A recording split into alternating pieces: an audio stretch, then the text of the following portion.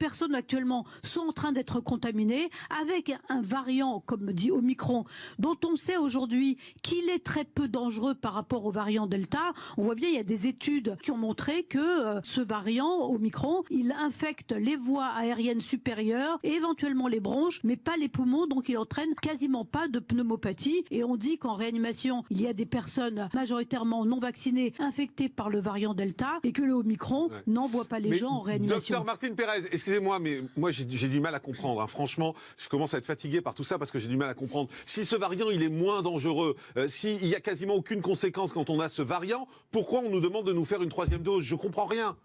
Parce que d'abord il y a une circulation mixte de Delta et de Omicron en ce moment. Mais on nous dit qu'il est quasiment majoritaire partout. Le seul problème, c'est qu'en France, visiblement, on n'a pas les moyens de détecter le variant Omicron, donc on n'a aucun chiffre. Non. Non, on n'a quasiment pas les moyens par rapport aux autres pays. On nous dit qu'il est quasiment majoritaire. Pourquoi est-ce qu'on oblige toute la population à faire une troisième dose dans ce cas-là? Non, mais la troisième dose, elle reboot.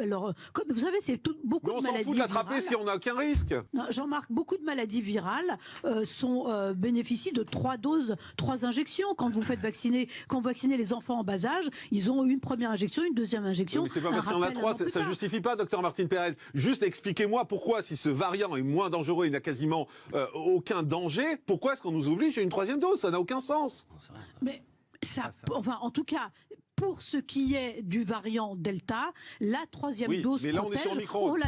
Il n'y a pas que du Omicron en ce moment. Il y en a 95% dans tous les pays européens. Mais en plus, moi je suis pas spécialement favorable à la vaccination des moins de 18 ans, parce que, sauf pour les personnes à risque, mais pour les plus de 18 ans, on n'a pas démontré que les effets secondaires du vaccin restent minimes quand même. Donc pourquoi ne pas vacciner? Alors je vous dis, moi je suis favorable à 3 doses. Attendez, non, excusez-moi, on prend le problème à l'envers. C'est pas pourquoi ne pas vacciner s'il n'y a pas de conséquences. C'est à quoi sert la vaccination? Si la vaccination sert à rien, on va pas juste la faire parce qu'il n'y a pas d'effet secondaire.